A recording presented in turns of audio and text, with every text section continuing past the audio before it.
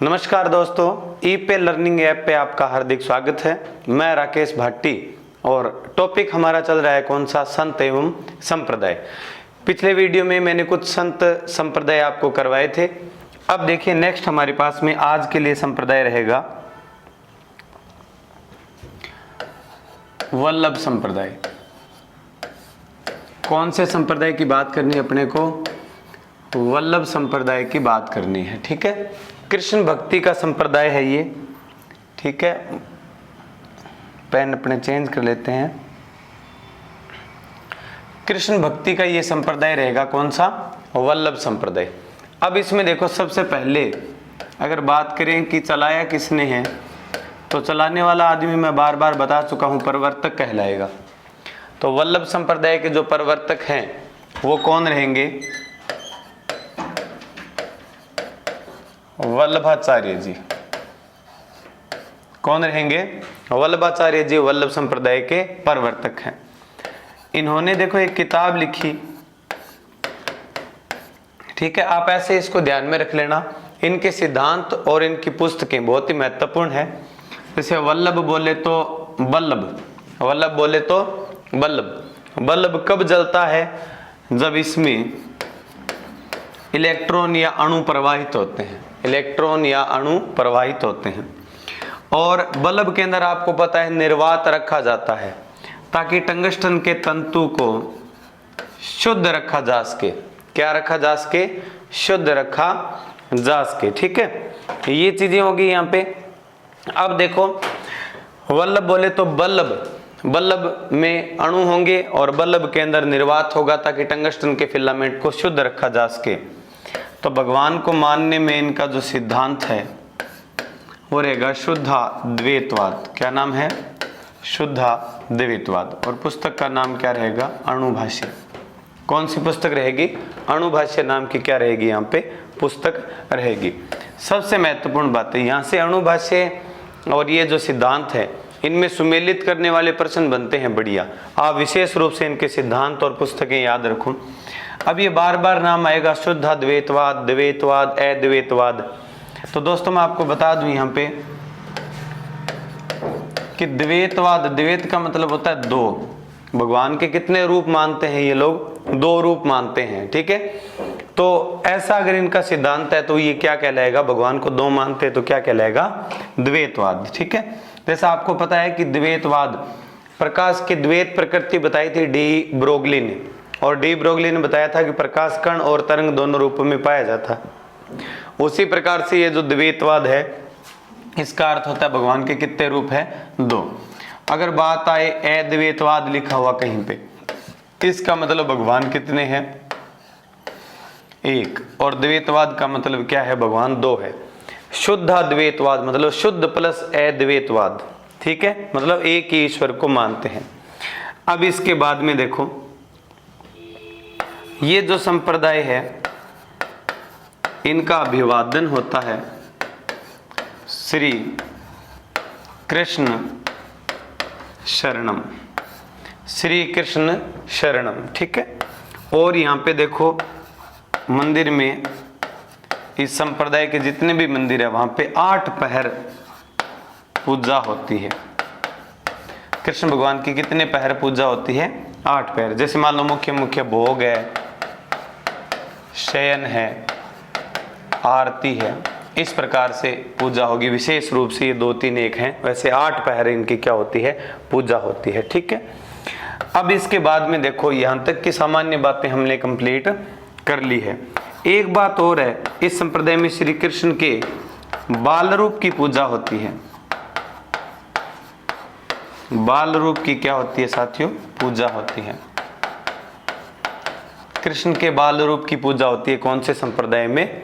वल्लभ संप्रदाय में। ठीक है, अब इसके बाद में देखो एक चीज और है, इनका एक पुत्र है, पुत्र का नाम है विट्ठल दास। क्या नाम है? ठीक है, इन्होंने क्या काम किया? अष्टछाप कवि मंडली बनाई। अष्टछाप कवि मंडली बनाई थी और इसी मंडली ने भजन कीर्तन के द्वारा, अच्छे उपदेशों के द्वारा वल्लभ संप्रदाय का क्या किया था, प्रचार और प्रसार किया था। ठीक है, ये बेसिक जानकारी है किससे संबंधित रहेगी, हमारी वल्लभ संप्रदाय से संबंधित रहेगी। नोट करो इसको फटाफट आप लोग।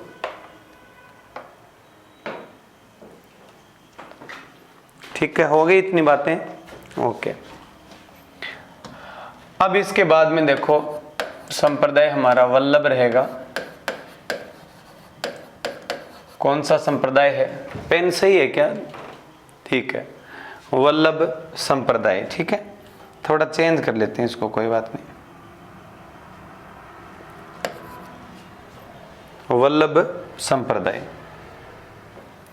ये जो वल्लभ संप्रदाय है हमारा,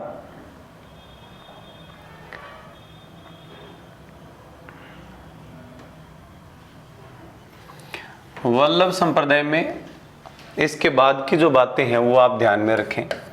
पहली बात तो विठल दास जी मैंने बताया आपको। इसके बाद में विठल दास के 7 पुत्रों ने भारत में 7 मंदिर बनवाए थे। 7 मंदिर बनवाए थे वल्लभ संप्रदाय में अगर वल्लभाचार्य की बात करें तो नोट में एक चीज ध्यान में रखना आप,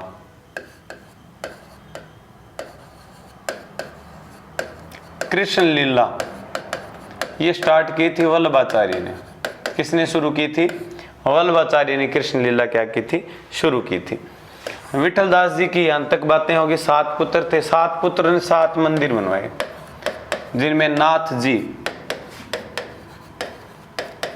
नाथ द्वारा राजसमंद में,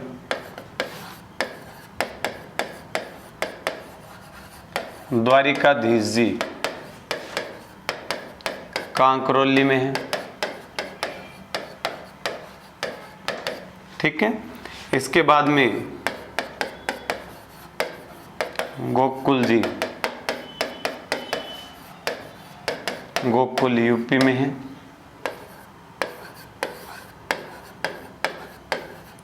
मदन मोहन जी और एक रहेंगे यहाँ पे गोकुल चंद्र जी। ये दोनों मंदिर कामवन में है। कामवन कहाँ पड़ता है? भरतपुर में पड़ता है। छठा मंदिर इनका है मथुरेश्वर जी का, जो कहाँ पे है दोस्तों? कोटा में। और 7वां मंदिर इनका है बालकृष्ण जी का। बालकृष्ण जी का मंदिर है सूरत में। सूरत गुजरात में है। साथियों, सूरत में आप पॉलिटिकल साइंस में एक बात ध्यान में रखना, सूरत अधिवेशन बहुत मुख्य है। ठीक है, 6 से सूरत, 6 से 7। 1907 में सूरत अधिवेशन में साथ नहीं थी कांग्रेस। इसका मतलब कांग्रेस का विभाजन हुआ था इसी अधिवेशन में। ठीक है, ये पॉलिटिकल साइंस में सूरत का नाम आता है इस प्रकार से। ठीक है, होगी यहां तक की बातें, करो नोट इसको फटाफट।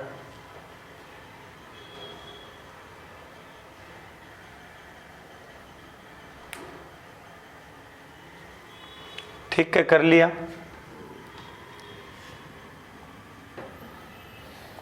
अब इसके बाद में देखो, ये जो मूर्ति है ये यहाँ किस प्रकार से आई है, क्या इसका इतिहास रहा है, वो सारी चीजें हम करने वाले हैं यहाँ पे। सबसे पहले देखो, मूर्ति थी वृंदावन में, और ये मूर्ति, ये मंदिर तोड़वाया था, मंदिर बना हुआ था यहाँ पे। औरंगजेब ने यह मंदिर तोड़वाया। ठीक है, जब मंदिर तोड़वाया, इस मूर्ति को लेके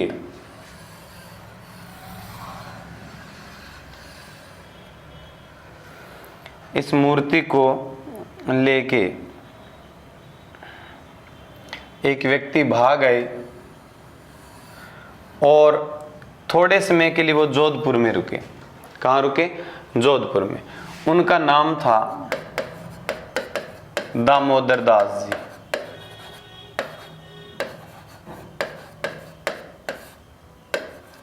मूर्ति लेकर भागे। और डायग्राम बढ़िया तरीके से समझ लेना आप। मूर्ति लेकर भागे, जोधपुर में आए, किसी ने शरण नहीं दी। चौपासनी नाम की जगह थी यहाँ पे जहाँ ये रुके थे। इसके बाद में ये कहानी पता चलती है मेवाड़ के महाराणा राज सिंह को।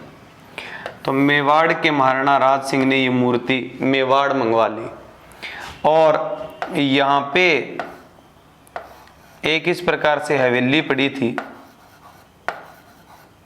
क्या ये एक हवेली? ये जो हवेली पड़ी थी यहाँ पे ध्यान में रखना, हवेली थी ये सिंहाड़ गांव में। हवेली कौन से गांव में थी? सिंहाड़ गांव। अब ये जो सिंहाड़ गांव है, यहां आप ध्यान में रखना, एक गांव का नाम है सिंहाड़। और सिंहाड़ में नाथ जी की मूर्ति रखवाने के कारण नाम पड़ा नाथ द्वारा।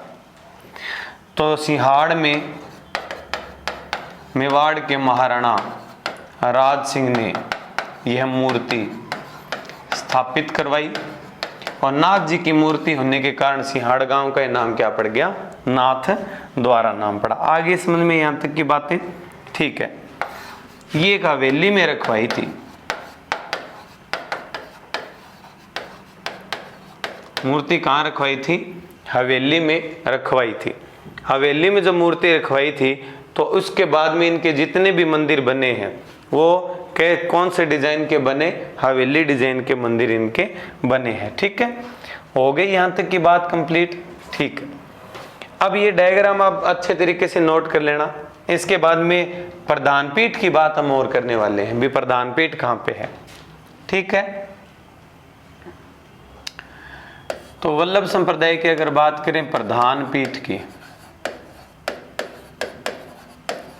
तो नाथ द्वारा में है साथियों। नाथ द्वारा कहां पड़ता है? राजसमंद में। प्रधान पीठ का मतलब होता है मुख्य डेरा। ठीक है, यहीं पे क्या है? वल्लभ।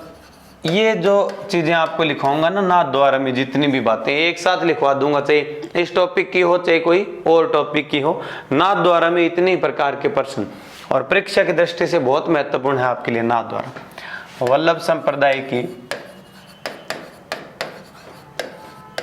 प्रधान पीठ क्या है? प्रधान पीठ नाथ द्वारा। हवेली स्थापत्य के मंदिर है यहां पे।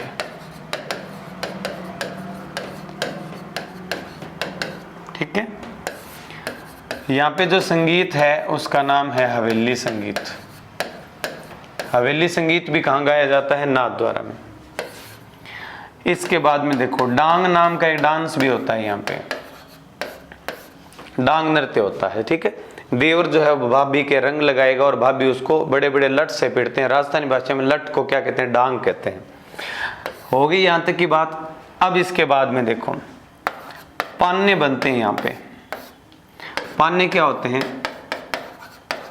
कागज पर देवी देवता के चित्र। और नाथ द्वारा में पान्ने बन रहे हैं तो नाथ जी के पान्ने बनेंगे, कृष्ण भगवान के श्रृंगार से संबंधित रहेंगे पान्ने।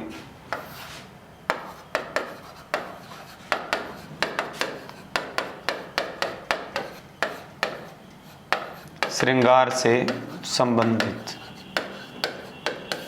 ठीक है, इसके बाद में यहां पे बनेंगे तारकशी के जेवर। चांदी के होते हैं दोस्तों तारकशी के जेवर। ठीक है, इस प्रकार से आपने देखा होगा कि जैसे मान लो ये कोई अंगूठी है, इस प्रकार से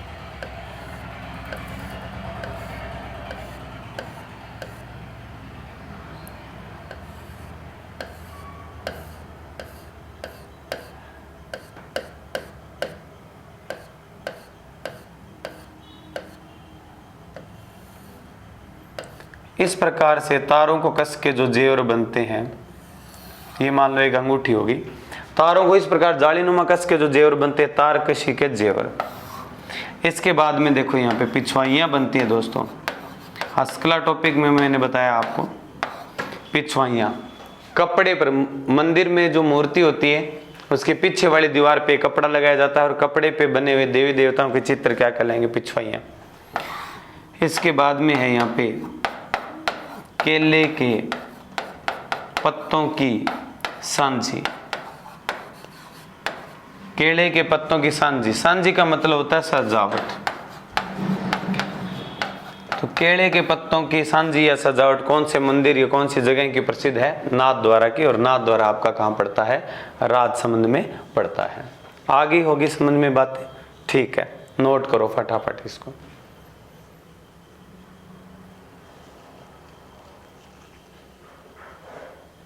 ठीक है, जब नोट करने की बात है ना तो वीडियो को रोक के पॉज करके और उसके बाद में आप इसके नोट्स बना लिया करो। ठीक है,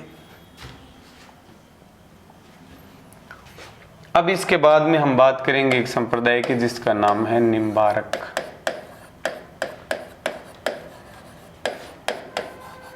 क्या नाम है? निम्बारक संप्रदाय है। बहुत आसान है।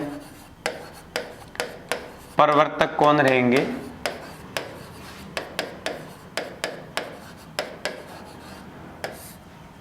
ठीक है, इससे पहले जो मैंने आपको कराया था ना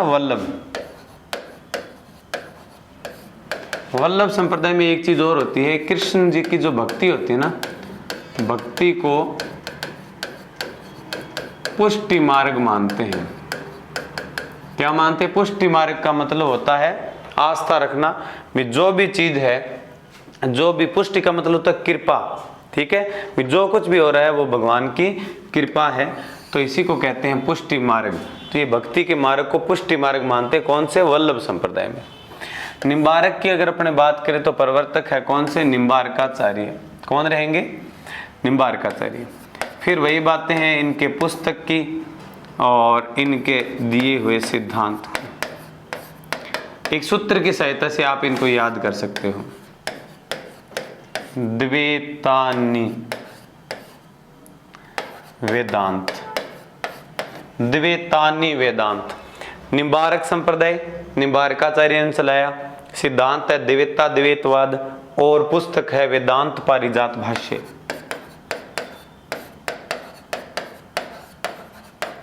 वेदांत पारिजात भाष्य। ठीक है, सिद्धांतों की अगर बात करें, ठीक है, तो सिद्धांत इनका हो जाएगा द्वैताद्वैत या भेदाभेद। सिद्धांत इनका कौन सा हो जाएगा? द्वैताद्वैतवाद या फिर कौन सा हो जाएगा? भेदाभेद हो जाएगा। ठीक है, आगे आपको इतना समझ में? ठीक है, ये जो संप्रदाय है ना, इसके कई उपनाम भी हैं। इसे हंस संप्रदाय भी कहते हैं। क्या कहते हैं? हंस संप्रदाय। नारद संप्रदाय भी कहते हैं इसको, और सनकादिक संप्रदाय भी कहते हैं। क्या कहते हैं? सनकादिक संप्रदाय भी कहते हैं। सबसे ज्यादा विशेष बात जो एग्जाम में हमारे से पूछी जाती है कि यहाँ पे राधा व कृष्ण की युगल उपासना की जाती है। युगल मतलब जोड़े में उपासना की जाती है। युगल उपासना की जाती है। समझ में आ गई क्या बातें? और दूसरी बात अगर अपनी बात करेंगे कि प्रधान पीठ कहाँ है, मतलब मेन डेरा, तो निम्बारक संप्रदाय का मेन डेरा है सलेमाबाद में। किशनगढ़ के पास में है ये सलेमाबाद, अजमेर में पड़ता है। ठीक है, यहाँ पे संप्रदाय की क्या रहेगी? प्रधान पीठ रहेगी। आ गया समझ में? अच्छे तरीके से, आसान है बहुत। बस मुश्किल चीज ये है द्वैतानि वेदांत याद रखना। नी से निम्बारक संप्रदाय, निम्बारकाचार्य, वेदांत पारिजात भाष्य पुस्तक है, और द्वैता द्वैत या भेदा भेद इनका क्या रहेगा? सिद्धांत रहेगा। मित्रों नोट करो इसको। ठीक है, इसके बाद में सलेमाबाद से संबंधित है कुछ बातें और हम यहाँ पे लिखेंगे। अब देखो, बहुत समय बीत गया। निम्बारकाचार्य जी जो मुख्य थे, प्रथम निम्बारकाचार्य जी, वो मरे। उसके बाद में दूसरे निम्बारकाचार्य जी बन गए। कोई और मतलब गद्दी पे बैठता है तो उसकी उपाधि हो जाती है निम्बारकाचार्य द्वितीय। फिर कोई और आदमी, मान लो प्रवीण नाम का आदमी बैठ गया, तो वो निम्बारकाचार्य तृतीय हो जाएगा। फिर मान लो राजेश नाम का हो कोई आदमी, उसी गद्दी पे बैठता है, तो वो आगे चलकर निम्बार्काचार्य चतुर्थ बनेगा। ऐसे करते करते और 36वें निम्बार्काचार्य थे, जिनका नाम था परशुराम आचार्य। ठिकरिया गांव के थे ये, राजस्थान के थे ये। ठिकरिया गांव सिक्कर के निवासी थे और इन्होंने यहाँ पे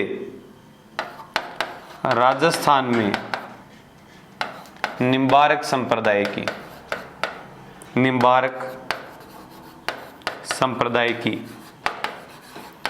पीठ की क्या की थी, स्थापना की थी। पीठ की क्या की थी, स्थापना की थी। समझ में आ गई बात आपको? तो निम्बार्काचार्य प्रथम जो थे, जो मुख्य थे, उन्होंने तो ये निम्बार्क संप्रदाय चलाया, लेकिन राजस्थान में कोई डेरा नहीं था इनका। राजस्थान में जो सलेमाबाद में इनका डेरा स्थापित किया है वो 36वें नंबर के निम्बार्काचार्य ने किया, जिनका ओरिजिनल नाम तो परशुराम आचार्य था, लेकिन वो 36वें निम्बार्काचार्य बने थे। ठीक है, कर लेना इसको नोट अच्छे तरीके से। ठीक है, बनाओ बनाओ बनाओ, नोट्स बनाओ फटाफट। हो गया? ठीक है।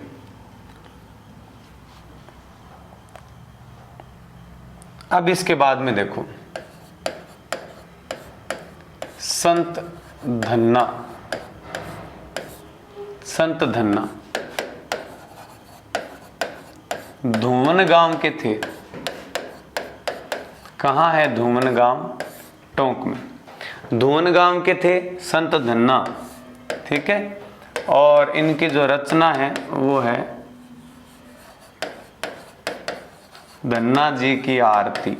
धन्ना जी की आरती। खास बात क्या है कि इन्होंने भगवान को हठात भोजन करवाया था। भगवान को हठात भोजन करवाया था, मतलब जबरदस्ती भोजन करवाया था। इन्होंने कहा था कि जब तक खेती का काम था इनका, कि जब तक कृष्ण भगवान खुद आके मेरे हाथ से भोजन नहीं करेंगे तब तक मैं खेत में हल नहीं चलाऊंगा। तो बहुत सारा समय ऐसे बीत गया दोस्तों, और उसके बाद में क्या हुआ, जब समय बीत गया तो उसके बाद में जो एक जागीरदार है वो कर वसूल करने आया खेत में इनसे, और जब कर वसूल करने आया संत धन्ना से, तो देखा कि संत धन्ना तो तपस्या में बैठे हुए हैं और जिद पकड़ रखी है कि भगवान आएंगे, कृष्ण भगवान, और तभी उनके हाथ से मैं क्या करूंगा, भोजन करूंगा।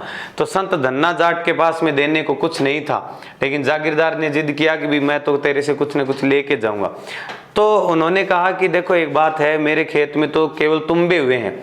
येलो कलर का, पीले रंग का होता है तुम्बा, है ना, आपने सुना होगा ना, बकरी के मुंह में जो तुम्बा है वो नहीं समा सकता। ठीक है, तो देखो तुम्बा था वहां पे, और तुम्बे को उठा के और उनको दे दिया जागीरदार को संत धन्ना जी ने। तो उसने कहा कि अरे मैं इन तुम्बों का क्या करूंगा। तो संत धन्ना ने ये कहा कि अगर मेरे खेत में तुम्बे भी हुए हैं तो गिरधर गोपाल की कृपा से हुए हैं, ठीक है, ले जा, तेरा कल्याण होगा। ऐसा जब जिद किया तो जागीरदार जो है उसने अपने जेब में डाल लिए।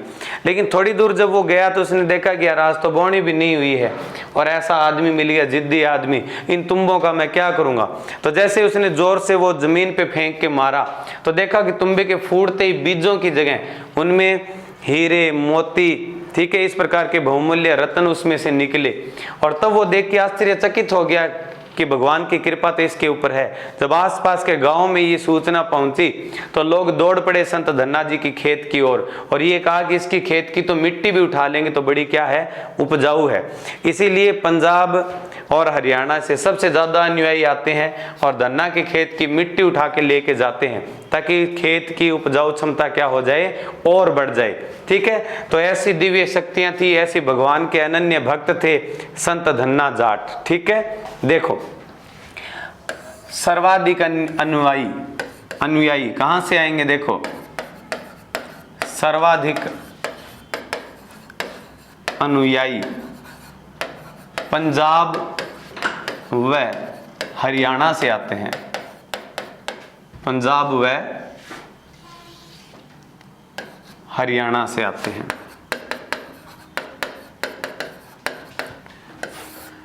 राजस्थान में ज्यादा अनुयायी है बीकानेर में। राजस्थान में बीकानेर में इनके अनुयायी सर्वाधिक है। इनके अनुयायी क्या है? सर्वाधिक है। आगे समझ में बात इतनी ठीक है। और अगर गुरु की बात करें तो इनके गुरु थे रामानंद। रामानंद जी क्या थे? इनके गुरु थे। आगे समझ में बढ़िया तरीके से करो नोट इनको, शाबाश।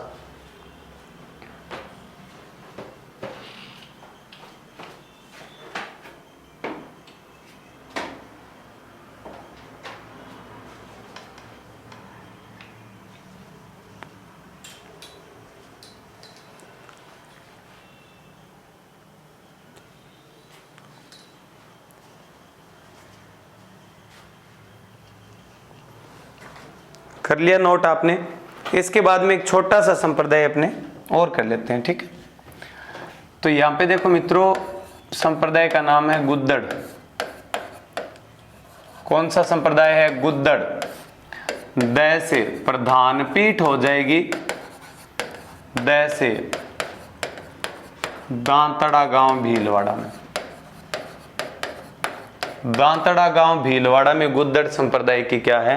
प्रधान पीठ है। तो द से दांतड़ा, द से दास जी।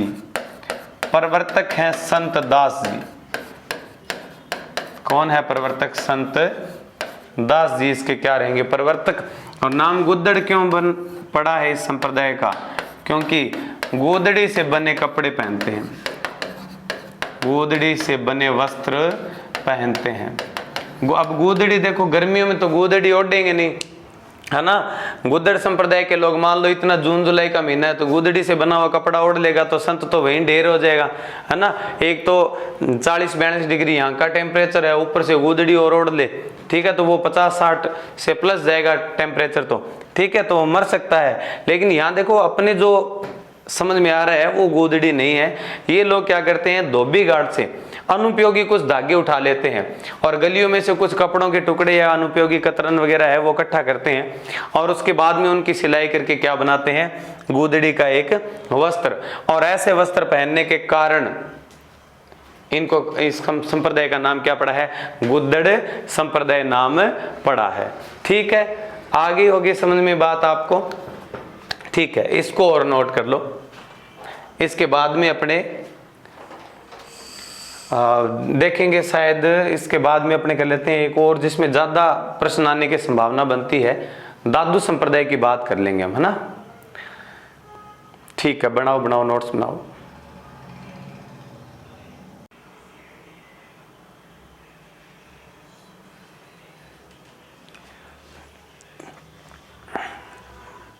कर लिया नोट, ठीक है। अब इसके बाद में देखो दादू संप्रदाय पढ़ लेते हैं अपने। दादू संप्रदाय की हम दोस्तों बात करने वाले हैं। संप्रदाय का नाम है दादू संप्रदाय। क्या नाम रहेगा संप्रदाय का नाम? दादू संप्रदाय नाम रहेगा। एक मिनट रुको, अपने बोर्ड चेंज करते हैं, थोड़ा सा इसका बैकग्राउंड चेंज कर लेते हैं, इतना इफेक्टिव नहीं है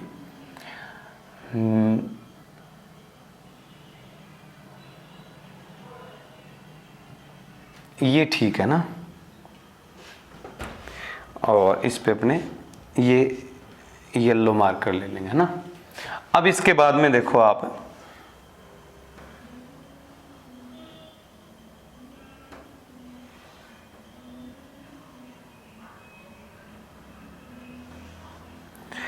ठीक है, तो संप्रदाय का नाम यहां पे रहेगा दादू संप्रदाय। क्या नाम रहेगा? दादू संप्रदाय। और दोस्तों दादू संप्रदाय की अगर बात करें प्रवर्तक की, तो दादू संप्रदाय के प्रवर्तक रहेंगे संत दादू दयाल। संत दादू दयाल जी दादू संप्रदाय के क्या थे? प्रवर्तक थे। इनका जन्म जो है 1544 ईस्वी में हुआ था। अहमदाबाद में हुआ, गुजरात में। अहमदाबाद गुजरात में इनका क्या हुआ, जन्म हुआ। और एक बात यहां पे आप विशेष रूप से ध्यान में रखना, इनकी जो माता थी वो मुस्लिम जाति से थी, मुस्लिम समाज से, लेकिन इनका जो लालन पालन है, लालन पालन वो क्या है, देखो लोधीराम सारस्वत ब्राह्मण ने, लोधीराम सारस्वत ने इनका क्या किया है, लालन पालन किया है। यहां पे ऐसा क्यों हुआ, इस चीज को थोड़ा सा आप समझ लो। मुस्लिम महिला ने एक बालक को जन्म दे दिया और किसी कारणवश वो इसको रखना नहीं चाहती थी, ठीक है, तो उन्होंने लोक लाज की भय से भी लोग क्या कहेंगे, तो उसने डर के मारे क्या काम किया, इस बच्चे को एक संदूक में रख के और साबरमती नदी में क्या कर दिया, प्रवाहित कर दिया। और साबरमती नदी के किनारे ही अहमदाबाद है, तो अहमदाबाद में देखा कि लोधीराम सारस्वत ब्राह्मण ने देखा कि एक जो है संदूक है, उसके अंदर बच्चे के रोने की आवाज आ रही है, तो उन्होंने उस बच्चे को वहां से बाहर निकाल लिया और उसका लालन पालन किया। ये जो दादू है इनको राजस्थान का कबीर भी कहते हैं, राजस्थान का क्या कहते हैं, इनको कबीर कहते हैं। और राजस्थान का कबीर इनको क्यों कहेंगे ये आप ध्यान में रखना, ये भी मैं आपको बताऊंगा। और राजस्थान में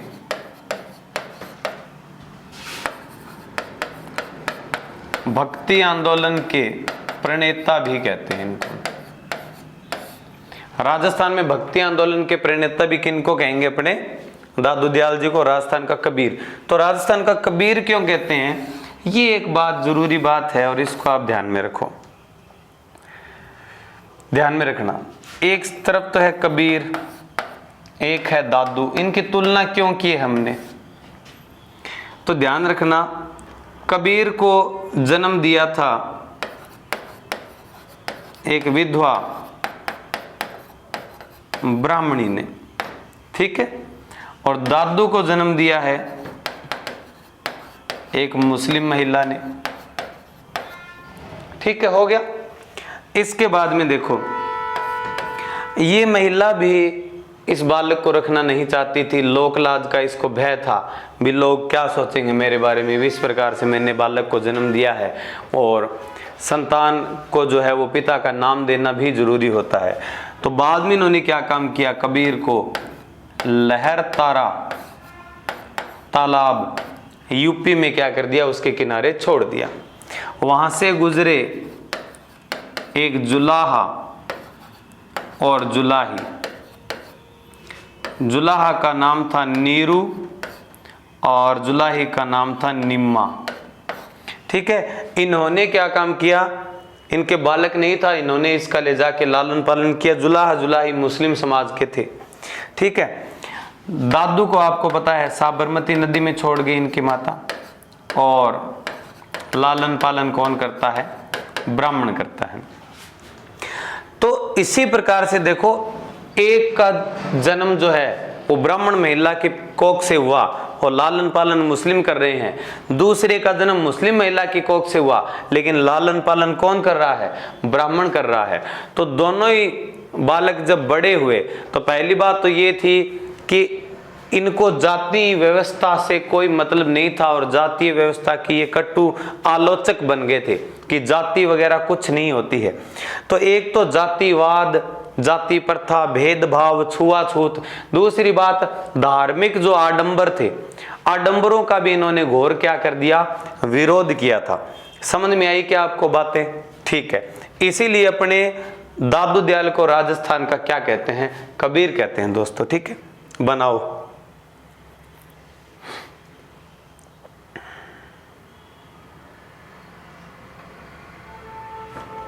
मिटा दें इनको, ठीक है। अब इसके बाद में देखो ये जो दादू दयाल है इनके बचपन का जो नाम है वो महाबली था। क्या नाम था, महाबली नाम था। दादू के अगर गुरु की बात करें तो वृंदानंद जी या बुद्धन जी नाम है।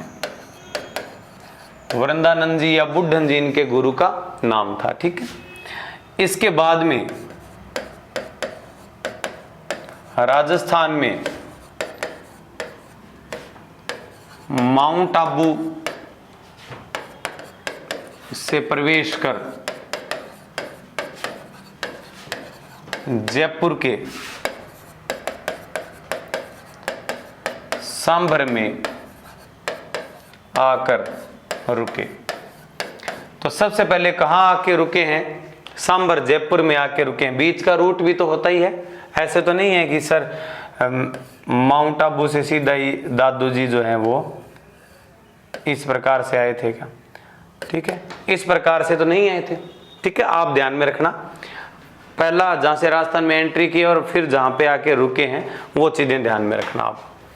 अब इसके बाद में देखो ये कहां कहां गए, कौन कौन सी जगह महत्वपूर्ण है इनसे संबंधित, उनके बारे में अपनी बात करते हैं। पहली बात तो सांभर में दुनिया का कार्य करते थे, आजीविका चलाने के लिए दुनिया का कार्य करते थे। ठीक है, वस्त्र उद्योग में काम आता है दुनिया नाम का उपकरण, और दुनिया का काम ये करते थे। ठीक है, इसके बाद में दादू संप्रदाय में जो अभिवादन है वह सत्यराम, क्या नाम है? सत्यराम नाम है। दादू जी या दादू पंथ में 5 जगह सबसे ज्यादा मुख्य है जिनको पंच तीर्थ के नाम से जाना जाता है। पहला है सांभर जयपुर में, फिर है नरेना या नरैना, इसके बाद में है भैराणा, इसके बाद में है आमेर और कल्याणपुर। जयपुर में है सारी की सारी जगह। ठीक है, सांभर में इन्होंने सर्वप्रथम क्या दिए? उपदेश। बहुत ही मोस्ट बात है, सबसे पहले उपदेश इन्होंने कहां पे दिए हैं? सांभर में। और 1574 में दादू पंथ की इन्होंने क्या की? स्थापना। दादू पंथ की क्या की? स्थापना। इसके बाद में ये चले गए नरैना में। नरैना का दूसरा नाम नारायणा भी है। क्या नाम है? नारायणा। बाद में इन्होंने अपना मेन डेरा स्थापित किया था नारायणा में। कहां पे? नारायणा में। तो दादू संप्रदाय की वर्तमान में प्रधान पीठ कहां है? नारायणा में है। कहां पे है? नारायणा में। नारायणा के बिल्कुल अंदर, बिल्कुल पास में भैराणा है। भैराणा पहाड़ी है कहां पे? नारायणा में पड़ती है भैराणा पहाड़ी। यहां पे इन्होंने समाधि ली थी और यहीं पे इनका मेला भरता है। फाल्गुन शुक्ल अष्टमी को, फाल्गुन शुक्ल अष्टमी को इनका क्या भरता है? मेला भरता है साथियों। और 2 जगह और है, 2 जगह और है जहां ये बीच बीच में आते जाते रहे हैं। तो ये 5 जगह दादू संप्रदाय में पंच तीर्थ के नाम से जानी जाती है। ठीक है, करो नोट इसको।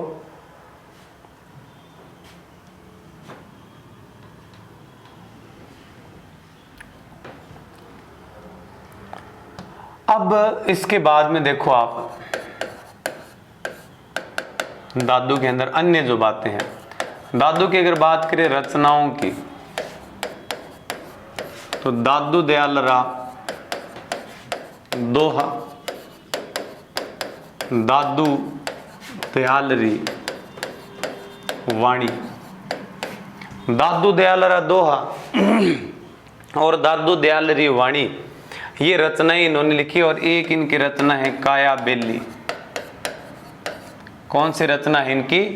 काया बेली नाम की इनकी रचना रहेगी। तो ये सारी चीजें रहेगी विशेष रूप से इनकी रचनाओं में।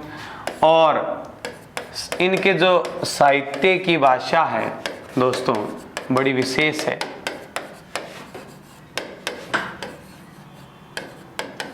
एक मिनट,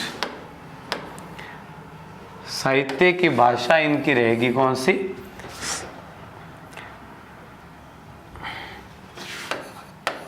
ढूंढाड़ी। ढूंढाड़ी में भी ब्रज भाषा के कुछ शब्द है वो मिक्स थे। और कुछ अन्य भाषाओं के शब्द भी इसमें आ गए, तो मिक्स होने के कारण संदूकड़ी भाषा भी नाम मिलता है इनकी साहित्य की भाषा। अब इसके बाद में देखो इनके जो कुल शिष्य थे 152 थे। कितने शिष्य? 152। दादू के कुल शिष्य थे 152। 152 को जब इन्होंने बुला के कहा कि बताओ एक संप्रदाय शुरू करना है और कौन कौन से आप में से मेरे साथ में है, तो ध्यान में रखना सभी ने कहा कि गुरुजी हम आपके साथ में हैं, लेकिन गुरु ने कहा कि पहला नियम सुनो बच्चा।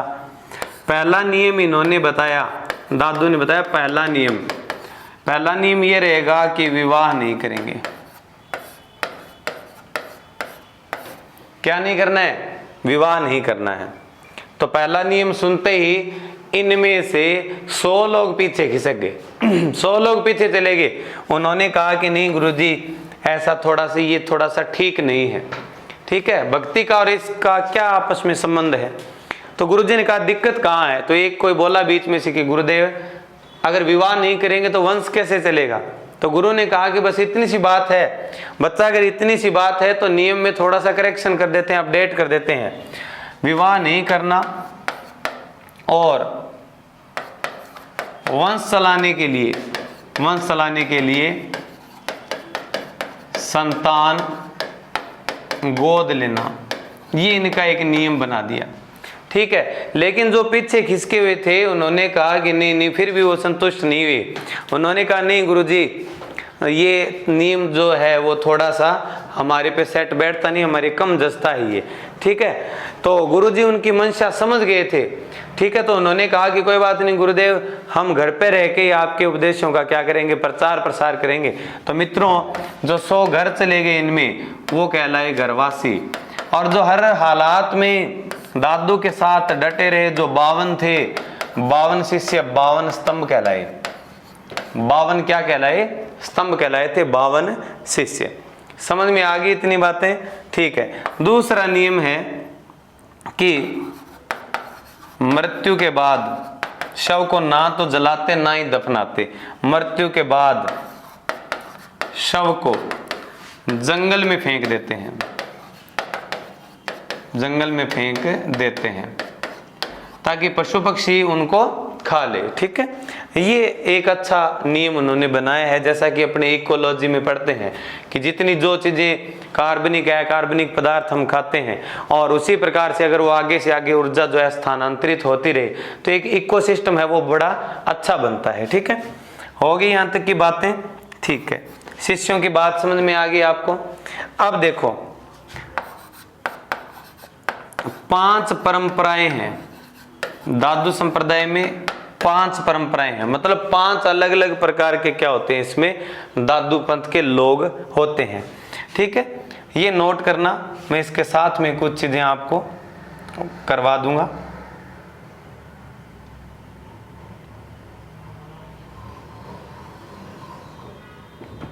पांच परंपराएं हैं। पहला होता है विरक्त, ये होते हैं घूमते फिरते दादूपंथी। ठीक है, इसके बाद में होते हैं खालसा, ये होते हैं उत्तराधिकारी परंपरा को मानने वाले, मतलब गुरु के मुख्य डेरे में रहेंगे और गुरु के मरने पे उसके बाद में उसकी गद्दी पे बैठेंगे। तो ये परंपरा जो है दादू के बेटे गरीबदास ने चलाई थी। किसने चलाई थी? गरीबदास जी ने ये परंपरा चलाई थी। ठीक है, हो गई इतनी बातें। अब इसके बाद में देखो तीसरे हैं उत्तराधे या स्थानधारी, जो उत्तर भारत में चले गए प्रचार करने के लिए। इनकी ब्रांच है रतिया में, रतिया हरियाणा में पड़ता है, और ये ब्रांच चलाई थी बनवारी दास जी ने। किसने चलाई है ब्रांच? बनवारी दास जी ने चला दी। ठीक है, इसके बाद में 4 नंबर पे होते हैं खाकी,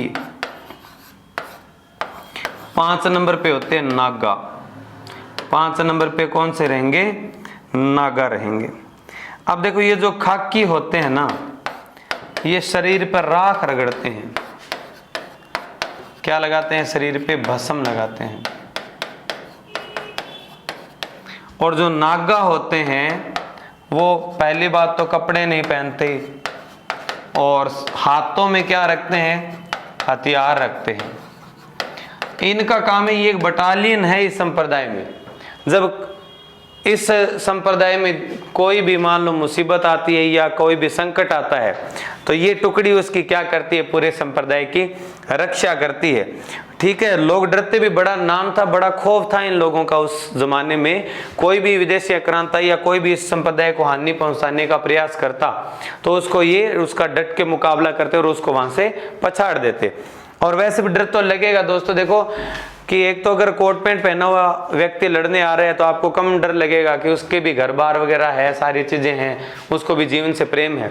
लेकिन एक बिना कपड़े पहने हुए एक आदमी जो है हाथ में तलवार भाले लिए दौड़ता हुआ आ रहा है तो आपको डर ज्यादा लगेगा। क्यों, आपको पहले ही लग जाएगा कि देखो कपड़े वगैरह भी नहीं पहन रखे हैं तो इसका मतलब घर बार वगैरह कुछ है नहीं, ये तो या तो मरेगा या मारेगा। ठीक है, तो बड़ा खौफ था इन लोगों का भी। बढ़िया बढ़िया बातें हैं, बढ़िया लोग हैं, सारी परंपराएं बहुत अच्छी हैं इनकी। हो गया यहाँ तक, ठीक है। अब इसके बाद में कुछ महत्वपूर्ण इनके जो शिष्य हैं उनके बारे में और बात कर लेंगे हम, ठीक है। अब इसके बाद में देखो इनके मुख्य शिष्य कौन कौन से हैं। एक बात और ध्यान में रखना, 1585 में अकबर ने इन्हें फतेहपुर सीकरी बुलाया था, यूपी में बुलाया था। धार्मिक विचार विमर्श करने के लिए इनको फतेहपुर सीकरी में बुलाया गया था 1585 में, ठीक है। अब इसके बाद में देखो मुख्य शिष्यों में बात है तो सबसे गजब के साथियों रज्जब, ठीक है। आजीवन दुल्हे के वेश में रहे, आजीवन दुल्हे के वेश में रहे थे, ठीक है। सबसे गजब शिष्य थे दादू दयाल के रज्जब जी, ठीक है। पहली बात तो ये रज्जब जी थे सांगानेर के, कहां के रहने वाले थे साथियों, सांगानेर के रहने वाले थे और बड़ा ही और मुस्लिम जाति से थे। जैसे ये रज्जब जी शादी करने जा रहे थे तो रास्ते में देखा कि दादू दयाल का पंडाल लगा हुआ है और वहां पे दादू जी अपने शिष्यों को प्रवचन दे रहे थे। इनका थोड़ा सा रुझान था तो इन्होंने सोचा कि मैं भी थोड़ा सा शादी करने जा रहा हूं, उससे पहले थोड़ा सा क्या कर लूं, कुछ प्रवचन मैं सुन लूं। तो जैसे इन्होंने दादू के कुछ प्रवचन सुने तो इतने मंत्रमुग्ध हो गए। और जैसे दादू को पता चला कि एक नया बालक जो है आज अपने डेरे में आया है, पंडाल में आया है और नया एडमिशन है, तो उसके बाद में दादू ने ऐसे ऐसे अच्छे प्रवचन दिए कि इनको लगा भी सबसे बढ़िया जो है गुरु या बढ़िया व्यक्ति दादू दयाल जी है। और जब इतनी अच्छी अच्छी बातें इन्होंने बता रखी है तो इसका मतलब है मुझे गुरु की शरण में रहना चाहिए और विवाह और इन चीजों में बंधनों में नहीं बंधना चाहिए। तो उन्होंने विवाह का जो पूरा प्रोग्राम ही कैंसिल कर दिया। उन्होंने कहा कि मैं शादी नहीं करूंगा, ठीक है। अपने दोस्तों से कहा कि आपको जो करना है आप जाओ, अपने घर जाओ, मैं यहीं पे रहूंगा। आजीवन दुल्हे के वेश में रहे थे और गुरु जी से इतना, दादू से इतना लगाव था इनको कि दादू के मरने के बाद में आजीवन अपनी आंखें इन्होंने कभी नहीं खोली थी साथियों, ठीक है। इसीलिए इनका नाम चलता है, रज्जब जी का नाम चलता है कि शादी करने जा रहे थे और गुरु से प्रभावित होके, पढ़ाई से प्रभावित होके और उसके बाद में जो है वो गुरु को अपना सब कुछ मान लिया और ज्ञान को अपना सब कुछ मान लिया।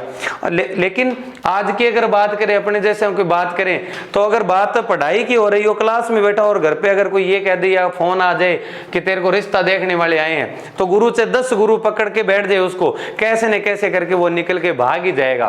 तो थोड़ा सा उलट हो गया है। इसीलिए आज वाले ना तो गुरु वैसे रहे हैं ना शिष्य वैसे रहे हैं, ठीक है। लेकिन प्राचीन काल में ऐसे शिष्य भी हुए हैं, ऐसे गुरु भी हुए हैं। उन्हीं के कारण आज हम उनको पढ़ते हैं यहाँ पे और उनका नाम चलता है रज्जब जी का, ठीक है। तो ये थी रज्जब जी की विशेषताएं। अब इसके बाद में देखो सांगानेर के थे, मुस्लिम जाति से थे, मुस्लिम जाति से थे ये।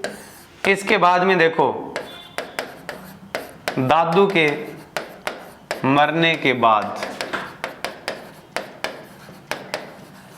आजीवन अपनी आंखें नहीं खोली। दादू के मरने के बाद में आजीवन अपनी आंखें इन्होंने कभी नहीं खोली। इनकी कुछ रचनाएं हैं,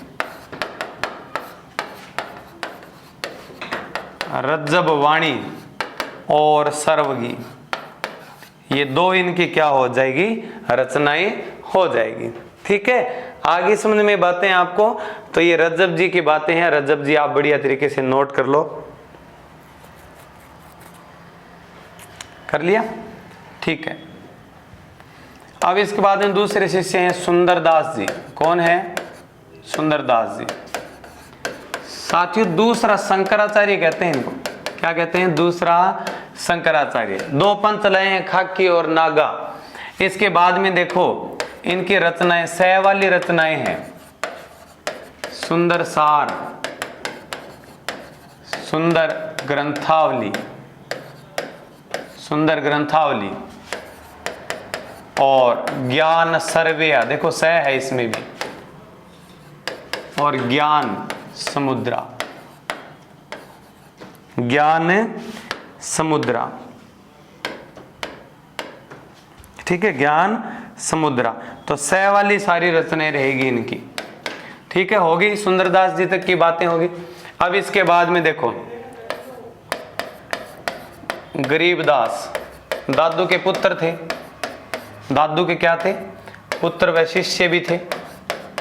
गरीब के बीच में ये बैश शब्द आ रहा है ना, ठीक है, तो ध्यान में रखना इनकी रचनाओं के बीच में भी बै आएगा। अध्यात्म प्रबोध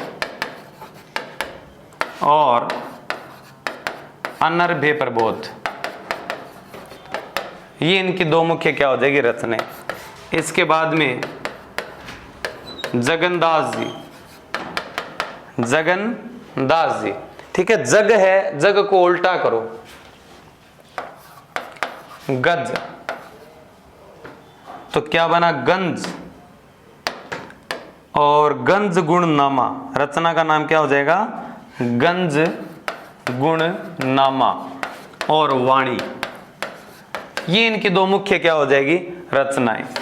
मुख्य क्या हो जाएगी, रचनाएं हो जाएगी। एक इनका शिष्य है बालिंद जी। क्या नाम है? बालिंद जी। बालिंद जी की जो मुख्य रचना है, परीक्षा में कई बार पूछी गई है, उसका नाम है ओरिलो। बालिंद जी की रचना का क्या नाम है? ओरिलो नाम की इनकी क्या हो जाएगी, रचना हो जाएगी। ठीक है, ये मुख्य मुख्य शिष्य किए हमने, जिनकी कुछ रचनाएं वगैरह प्रसिद्ध है। इसके बाद में दो चार शिष्यों के नाम अपने और लिखेंगे, क्योंकि कई बार प्रश्न ये भी बन सकता है कि निम्न में से कौन सा व्यक्ति जो है वो दादू का शिष्य नहीं था। आप ध्यान रखना। ठीक है, नोट करना इसको। अब इसके बाद में बात करेंगे अन्य शिष्य। तो एक तो इनका शिष्य है बुस्सर, एक इनका शिष्य है माधोदास। कौन है? माधोदास। एक इनका शिष्य है मिस्किन दास। क्या नाम है? मिस्किन दास। दादू का छोटा बेटा भी था और इनका क्या था? शिष्य भी।